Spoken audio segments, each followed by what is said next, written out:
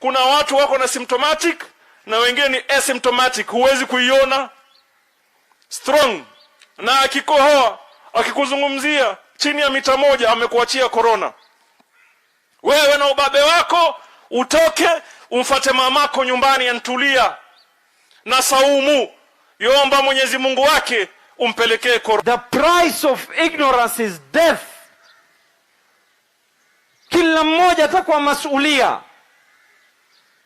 na ni radhi kasirikeni ikifika mwisho wa kufika munihukumu ya kwa nilivunja vibaraza vya Keram, nilihakikisha ya kwa watu wasiweke mikusanyiko, nilihakikisha ya kwa watu hakikishe ya kwa tumeangalia hali zetu za afya. Niko radhi nihukumiwe na nyinyi kwa sababu najua mbele ya Mwenyezi Mungu tahukumiwa vipi sisi. The leaders say further defiance will see some regions in Mombasa put under total lockdown to slow the spread of the virus. Out of the 129 cases confirmed in Mombasa, 36 are from Vita and 20 from Old Town. Haturudi haya maneno, tumekuja kusema leo na hatutayarudia. Mutapimwa, my friend. Take it from me. Na mnanijua mimi nikisema si umuhimu maneno, mutapimwa. Na kama hamupimwi tutawafungia ndani ya majumba yenu. Kama munayo muambukizane nyinyi wenyewe huko ndani. Kupima mutapimwa. Na ni hapa ndio mahali imebakia. Na hapa sisi tutawekea uzito wote. Old Town. Tafadhali tufuata hayo maagizo. Na vile mheshimiwa gavana amesema, tutamonitor siku 2-3. Kama wale wanakuja mass testing bado ni wachache, sisi tutafunga Old Town. Mutabakia pale ndani na kuwalazimisha mfanye mass testing mkiwa pale ndani, kwa sababu kuna baadhi ya watu pale ambao hawajali. Mombasa has the highest number of coronavirus after Nairobi. In the last 1 week, Mombasa has been recording the highest number of new coronavirus cases and since has been listed as a high-risk area. Elizabeth Mutiku, TV47 Nairobi. Now, we definitely hope the people of Mombasa will treat this pandemic with the seriousness that it deserves. Let's now move on to the next story. One more body of a police officer who was swept by floods in Baringo County has been found, even as the family of one of those who is still missing call on security bosses not to call off such operations. The body and an assault rifle recovered about 500 meters from the main road and about 300 meters from where the wreckage of the police lorry was found. The bodies of 5 other police officers had been recovered on Friday. There were 12 officers in the lorry when tragedy struck Thursday night at River Kagir Bridge in Saimo Soi Ward, Baringo North.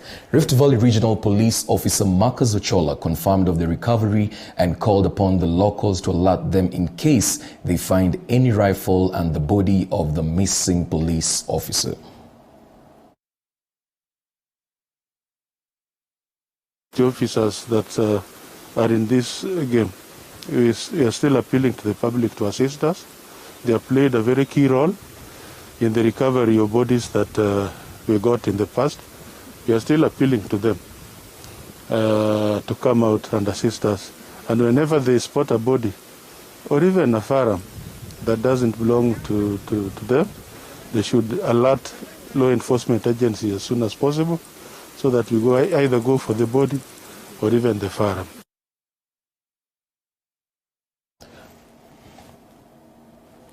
An unknown number of people have escaped death narrowly after the ferry they were using to cross Lake Victoria capsized. MV Mageta, belonging to Globology Limited, was just about to dock at Mageta Island when the accident happened. All the passengers have been rescued. It is not clear how many people were on board the ferry and what really caused the accident. We shall bring you more details on this story and as when we receive them.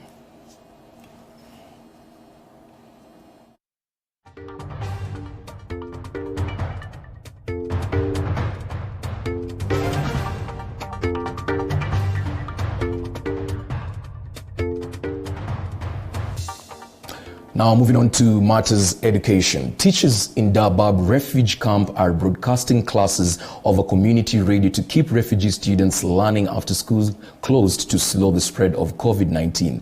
Dabab camp in Garissa County near the Somali border houses thousands of refugees, mostly who have fled conflict in neighboring Somalia.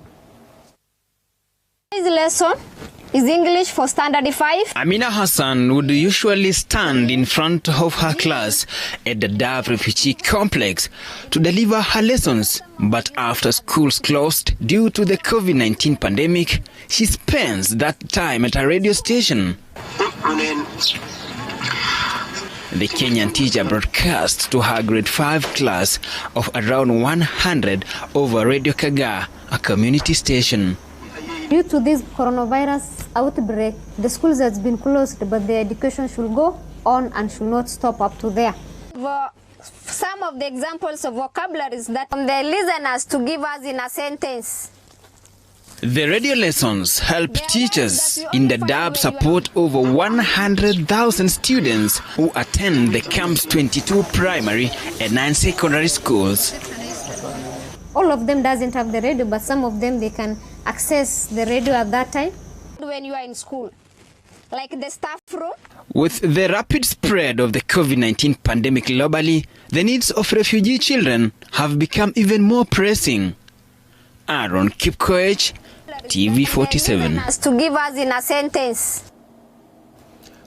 Beauty salons have come up with hairstyle design dubbed coronavirus to resemble the coronavirus disease model as a fashion statement against the spread of the disease within Kibra slum in Nairobi. Let's take a look. Through winces and grins, two girls wearing face masks and surrounded by posters of different hairstyles bowed their heads for their hairdressers. But the spiky cut they were getting, the coronavirus was still too new to appear on any poster. In Kibra, Kenya's largest slum, hairdressers have created a new style designed to emulate the prickly appearance of the virus under a microscope. This is the latest example of service industry workers finding ways to appeal as stay-at-home rules and collapsing incomes reduce customer numbers. Wakati wa coronavirus tunaathirika nayo, hii style tunashuka kwa wananchi, ndio rahisi kulingana maisha imekuwa ngumu duniani kulingana na hii janga la coronavirus. Na kila mtu mahali yuko ni kusanitize, kunawa mikono mara kwa mara, ndio tushinde hili jambo la coronavirus. The three raiders at the Mama Brayo beauty salon start by parting their clients' hair into about a dozen sections. They then twist and wrap each one with a thick black thread so it can stand out straight in defiance of gravity. The resulting tresses resemble the spike proteins on a coronavirus membrane. Kushikwa na uchungu kidogo, but kujivumilia tu. Kutamna uko unajua stela corona imetokea na corona iko. Hakuna cha braids, hakuna cha salsa, hakuna cha wig, weave, ni coronavirus mama. Mali uko kama kushuke coronavirus. The look is adapted from similar cuts she has seen from Nigeria. And the cost of this beauty style has been set with virus-depleted budgets in mind. And it's much cheaper. Ka ukiona hivi ni 100 bob imetumika hapa peke yake. Karibuni. Corona imeleta shida, sasa mimi sina ile pesa ya kuwapeleka saluni washuke zile vitu za maana. Sasa ukiona hizi ni corona style. Sasa mimi nimeona walete kwa saluni ishikilie tu nywele sababu uchumi nayo imekuwa ngumu sana. Coronavirus has infected 411 and killed 21 in Kenya and wreaked havoc on the economy, especially for informal and low-wage workers. But business has all but collapsed. Pre-outbreak, a good day brought in 3,000 shillings. Now, it's a quarter of that. Abola hopes the new style will boost business. Tracy Mukami, TV47, Nairobi. The country has today recorded its highest number of daily new COVID-19 cases since the very first case was confirmed in the country. Today's reported cases total 24. Health Chief Administrative Secretary in the Ministry of Health, Dr. Mercy Mwangangi, says the disease is now firmly within our communities. 17 cases are from Nairobi. Leangari puts the latest development of COVID-19 in the country into perspective. In the last 24 hours, we managed to test 1,195 samples, and out of these, 24 people, and I repeat, 24 people tested positive for coronavirus. And this is the highest number of positive cases that we have recorded since we reported our first case. The government has already begun targeted mass testing in some of the areas considered hotspots in Nairobi and Mombasa. Yesterday, tests were conducted in Kangware, where 7 new cases of people who had volunteered to test were reported today as having tested positive for coronavirus. The new 7 cases in Kangware bring the reported cases in the area to 20, while the 10 cases from Eastleigh bring the total cases in this area to 21. The 5 from Mombasa bringing the total in Mombasa to 129 now. Kuria West also recorded 2 cases, bringing the total tally in the country to 435 cases. There are 20 cases from Kawangware. 12 of these cases can be traced back to one single individual. And this single individual used to work with us at the Emergency Operations Center. This single individual passed the infection over to 6 primary contacts. The number of COVID-19 cases in the country is clearly on the rise, and despite this reality, many people in some of the areas earmarked as host, post and picked for mass testing are avoiding to take the test. One of the areas is Old Town Mombasa, where only 131 people have been tested since Thursday, when mass testing was launched there. Mombasa Old Town has a population of over 28,000 residents. Age brackets of the new cases are between 1 to 19 years of age. We have 4 cases. Between 20 to 39 years, we have 14. Between 40 to 60, we have 6. And in terms of gender, 10 are male and 14 are female. And we are saddened, greatly saddened to inform you today that we've lost 1 more patient. Kenyans are being urged to take the containment measures more seriously, with the government now threatening to shut down businesses that do not observe the containment measures. A random check within our city reveals that business outlets such as cyber cafes, butcheries, takeaway shops, markets, salons, barber shops have all gone back to operate as if these are normal times. And we would like to remind them that the disease is still with us, and therefore we must strictly observe the measures as outlined by the Ministry of Health, failure of which such facilities will be closed. To address emerging cases, the Ministry of Health is considering increasing quarantine centers and home-based care. So far, there has been 2 discharges of fully recovered cases, bringing the total number of recoveries to 152. Regarding the status of the patients we are taking care of as at now, as at today we have 214 patients spread across various hospitals, of course, from the coast to the western part of the country. Mass testing has indeed been a matter of debate, with some medics feeling it should be rolled out in the entire country. A matter the Acting Health Director General Patrick Amoth, while speaking to TV47 earlier in the week, said does not make business sense because of the inaccessibility of adequate numbers of sample collection kits.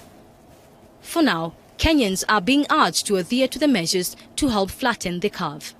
Leangare for TV47. Ladies and gentlemen, that story brings us to our first break, but don't go away. When we get back, we still have a lot in store for you. Do stay with us.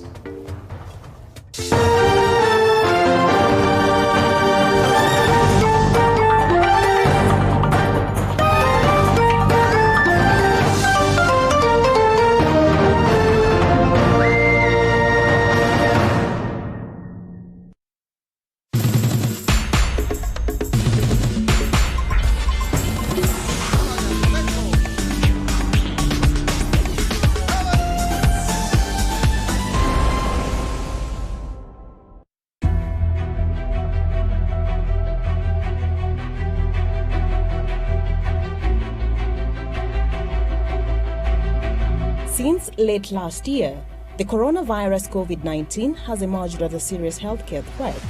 This is an infection that has gone global and no one has been spared. The government, through the Ministry of Health, has put in measures to keep Kenyans safe against COVID-19, which is currently rampant around the world, with new confirmed infections and death cases daily. Such sanitization and screening of visitors at this border post and across every entry point in the country is very vital in preventing the spread of the disease in the country. I'm very happy about the screenings that are going on in Tanzania and Kenya.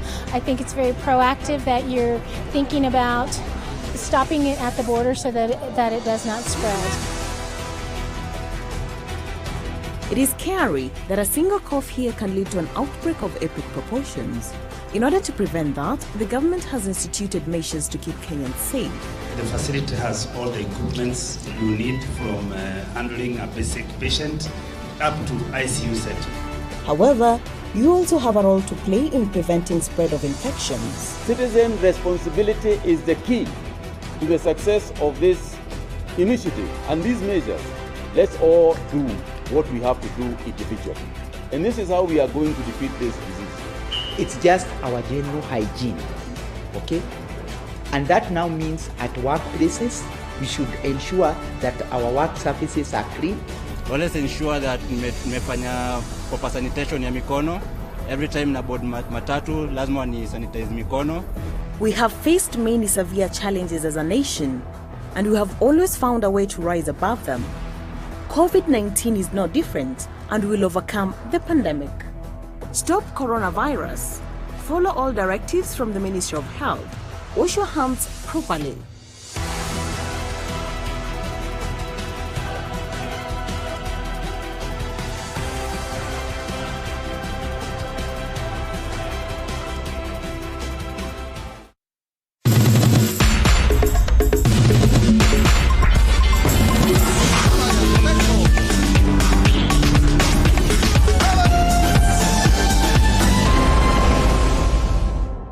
Mount Kenya University takes pride in being an academic giant with some of the best infrastructure, imparting knowledge to the best brains in the country and the region.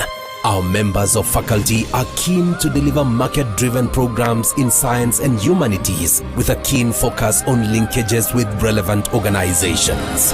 We admit both self-sponsored and government-sponsored students under the Kenya Universities and Colleges Central Placement Service. Join us today and train with the best to become the best. Mount Kenya University, unlocking infinite possibilities.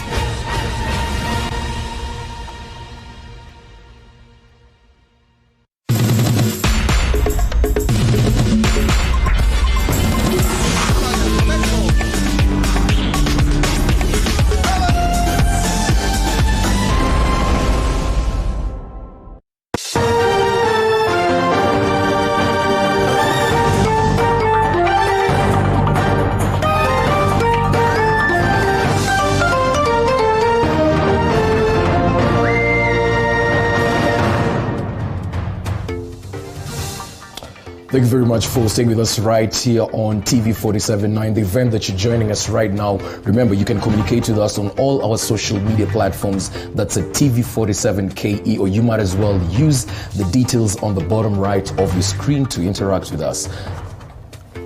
Moving on. Investors and individuals in Rwanda are increasingly shifting focus on banks as a way of adjusting to the current COVID-19 crisis that has left businesses counting losses due to disrupted trade and supply chains. And as Diana Iriza reports, local banks have responded by developing approaches to support the economy. Diana Iriza has more details. As the pandemic continues to disrupt big sectors of the Rwandan economy, banks are trying to figure out how they will be able to withstand the impact of the pandemic in the near future and help their clients deal with economic challenges that come with the pandemic. Currently, different banks across Rwanda have developed approaches to support the economy by slashing interest rates and easing repayment conditions. George Odhiambo, the managing director of KCB Bank Rwanda, explains some of the measures the bank has come up with to guard against financial distresses caused by the pandemic. Given that our customers are also affected just like we are, the implication is that the cash flows are interrupted and the obligations for these customers to fulfill their contractual needs is disrupted as well. So in the field of SME and corporate, we've received requests, and we are happy that the government through the central bank has also worked with Bankers Association. We've agreed on some top-level measures on how to handle those customers not able to pay back in time their loans. And for that matter, we are restructuring quite a number in terms of principal repayment and interest repayment. People who have loans,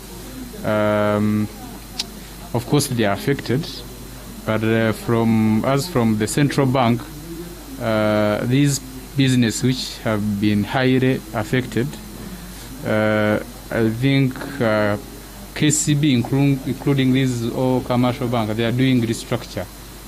At the Bank of Kigali, the bosses say that the bank still has a strong foothold despite trade being unstable. All platforms under the Bank of Kigali are still operating and making transactions on a regular basis. So we are trying to put in place a number of measures that will help us really to boost our liquidity and then avoid really being in a position where we can't provide loans. But obviously, we'll be affected. So all banks need to be ready. We don't know when this pandemic will ease. So we need to be ready. We need to bring in some packages to be able to continue doing business and funding the economy. The Bank of Kigali also has created a credit program called Turikumwe Special Loan that gives its clients a 3-month grace period at an affordable interest rate of 15.5% per annum. The bank says it will be making business through these interest payments through this program. Diana Iriza, Kigali, Rwanda. All right, let's now shift gears onto the international scene. As the world prepares to celebrate Press Freedom Day, United Nations Secretary General Antonio Guterres has put an emphasis on the importance of sharing credible and reliable information. In Egypt, farmers are experiencing a bumper wheat harvest. Lexi Kimani with more updates on what is happening on the international front. In one small village, some 125 kilometers north of Cairo in Beira Governorate, the farmers of Kaf Ziada have taken their sprawling fields for harvest just as they always have, seemingly unfazed by the pandemic. Egypt has imposed a nationwide nightly curfew to curb the spread of coronavirus, but farmers are exempted and working tonight after breaking their fast during the Muslim holy month of Ramadan. Mohamed Abdel Khalek, head of the farming association in the village, planted 3 fedans of wheat this season and relied largely on relatives and villagers to help him gather the crop. السنة مش مجزي قوي. اشمعنى؟ لأن المطر أثر في الزراعة وهي لسه إيه الأرض لسه بتسنبل فالمطر خد 2 3 رجد الغلق ووقف فيها مية غير معقولة.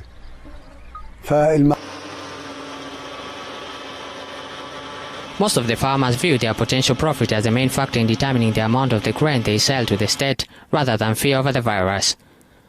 Those with larger pieces of land say they are more likely to sell significant amount of their yields to the government, while those with smaller patches are more likely to keep their crops. Another farmer, Rabia Mahmoud, said he plans to keep around 750 kilos of wheat to feed his family, around half of what he grew. He said he will sell to the state, but he finds the price unrewarding. القمح احنا بنبيعه للحكومة بس السعر بتاع الحكومة مش مجزي. ليه؟ لأنه شوية. يعني سعر الحكومة شوية. تكاليف زايدة على كل الناس. We are not afraid about coronavirus or any of this. He added, even as the shiny new hospital towered over the fields of wheat in the neighboring town of Qom Hamada, which villagers say designated coronavirus isolation facility yet to be occupied. Egyptian President Abdel Fattah last month pleaded with the farmers to sell their produce to the government for it will benefit them in return. ان احنا يعني لان احنا منظمين نفسنا كويس وعندنا احتياطات كويسه بس كمان نتيجه ان احنا الظروف بتاعت عدم اليقين لغايه ديسمبر القادم فبقول لو انتم اللي تحتفظوا بيه ما يبقاش اكتر من اللازم وتوردوه هيبقى افضل والدوله هتحتفظ بيه وهيبقى طبعا لصالح الناس يعني. شكرا جزيلا. The country, which is the largest wheat importer, expects its local harvest to yield around 9.2 million tons this season, of which it expects to buy around 3.2 tons for its multi-million-dollar food subsidy program. Elsewhere, United Nations Commissioner for Human Rights has reacted to the ongoing protests in Lebanon against the government by calling for peaceful demonstrations. According to Ropel Colville, who is the spokesperson of the UN Commissioner for Human Rights, one protester is dead and many other protesters and police officers are reported injured. We call on everyone to exercise utmost restraint, to refrain from violence against other people and to respect property. We remind law enforcement officers that they have an obligation to abide by international norms and standards on the use of force, particularly the principles of legality, necessity, and proportionality. On the 26th of April, a protester who was hit, reportedly by a rubber bullet, died of his injuries. We've also received reports that at least 77 civilians were injured between the 26th and 30th of April. And the Lebanese Armed Forces reported that at least 159 of its personnel have been hurt, of whom 15 are in a critical condition.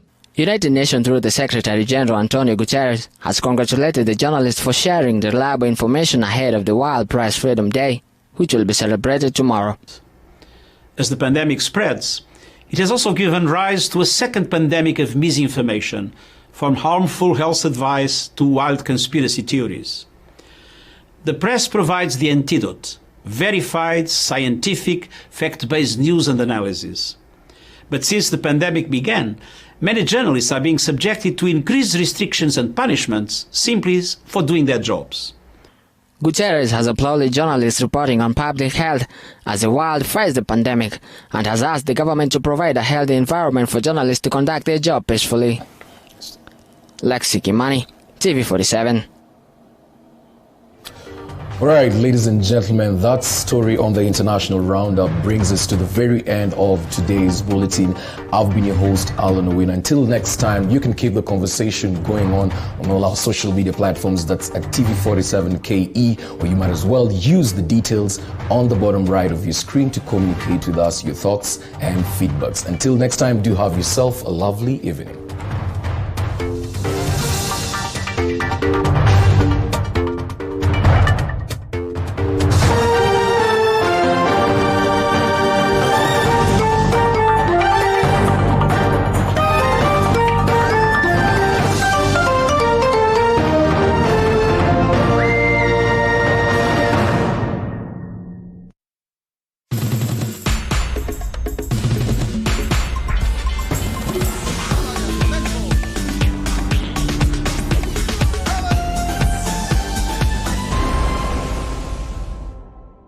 The coronavirus is spreading.